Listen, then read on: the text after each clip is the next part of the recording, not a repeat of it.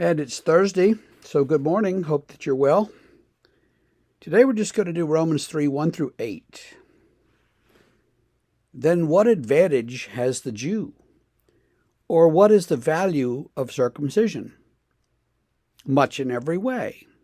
To begin with, the Jews were entrusted with the oracles of God. What if some were unfaithful? Does their faithlessness nullify the faithfulness of God? By no means. Let God be true, though everyone were a liar, as it is written, that you may be justified in your words and prevail when you are judged. But if our unrighteousness serves to show the righteousness of God, what shall we say? That God is unrighteous to inflict wrath on us? I speak in a human way. By no means, for then how could God judge the world? But if through my lie God's truth abounds to his glory, why am I still being condemned as a sinner? And why not do evil that good may come? As some people slanderously charge us with saying, their condemnation is just. So in this passage, now he's just finished all that about how the Jew is a Jew inwardly. Circumcision is a matter of the heart, not the body. So now he says, well, so what's the good of being a Jew, right? Does it have any advantage? And he says, well, much in every way. You might expect him to say, no, forget it. But no, there's a lot of advantage. And what is it? Well, first of all, the Jews were entrusted with the laws of God.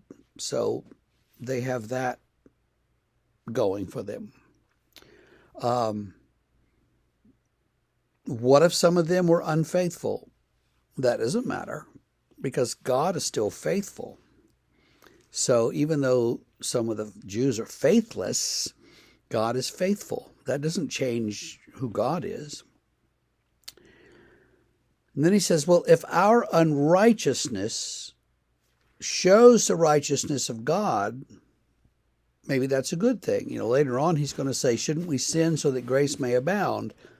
And he's going to say no. He's going to say what he says here and what he says a little earlier in this passage, by no means. Tidbit for you scholars. In English, you've got the indicative mood and the subjunctive mood. In Greek, you've got the indicative and the subjunctive and something called the optative, which we never studied in New Testament Greek at all because the only place it's used is when Paul says by no means in a couple of places in this letter.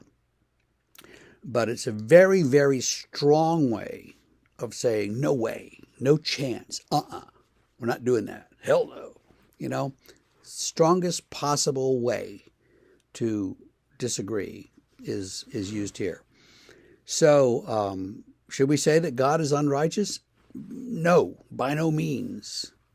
But God is righteous, and so God can judge the world, and those who are unrighteous will face judgment. And why not just do evil so that God can forgive us more? Some people say, well, that's not right either, Paul says. So now he's going to keep going. And tomorrow we're going to keep going with some more of this and a bunch of quotes. That's why I split it up. And we're going to come down to the end, to the famous verses that maybe we've heard misquoted a great deal, but we'll get to that this week later on. So, for today, the Jews do have an advantage. God gave them the law. The Jews should be obeying the law. They have the law, so they should obey it. We have the law in a way, and we should obey it through honoring Jesus Christ. And we shouldn't be faithless. But even if we are faithless, God is always faithful. God is always there. God is always forgiving. God is always sort of on our side. So let's cling to that in these rainy, cold, COVID days. God is with us, no matter what comes our way. I hope that you have a great day, and we will see you tomorrow morning.